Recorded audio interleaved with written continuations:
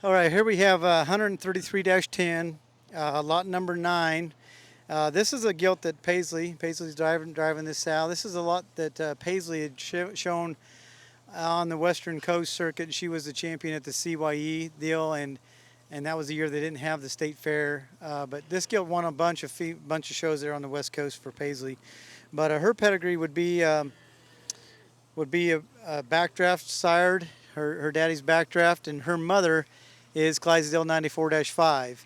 Now this sow right here, when we bred her to Teardrop in her first mating, yielded the grand champion purebred gilt overall at Phoenix last winter, and that female sold for $30,000 and spanked them all pretty hard. I know Troy Sloan is a crossbred man, and I respect his judging ability. I really liked it that day because he named one of my hogs as grand champion. But it was interesting that Troy is a diehard crossbred man and has some awesome chesters and spots as well. But he sent me a text and he admitted that he knew nothing about Durocs, but he was really intrigued by that Phoenix gilt and he wanted to know all about her. And so guys, pay attention. If a red hawk can get Troy Sloan's attention, it must have been a pretty good one.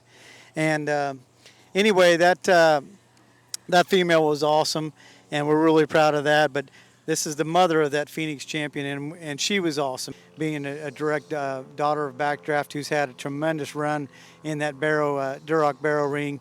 I don't know, Backdraft is one of, he kind of set the trend for what a red boar could get done. But anyway, we kind of went back and used the branded boar, which is a Crybaby, back on Crybaby's mother, and that would be a Teardrop influenced hog. And so we kind of tried to mimic what we had done with the success we had in that mating for the Phoenix gilt. And so she's carrying a litter that I hope she's equally as good, slightly less, slightly more. I don't care, but this one's going to generate some big time hogs, and she's going to continue to get it done. And another one that just kind of breaks my heart to even offer her. But lot number 9.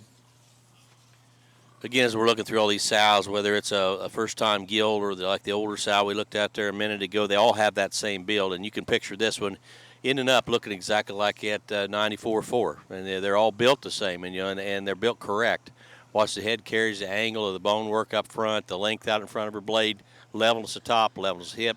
It's a broken record. They're very consistent, but this is definitely on the outlying edge of being one of the really, really good ones that puts everything together in one package, and you don't have to make any excuses for.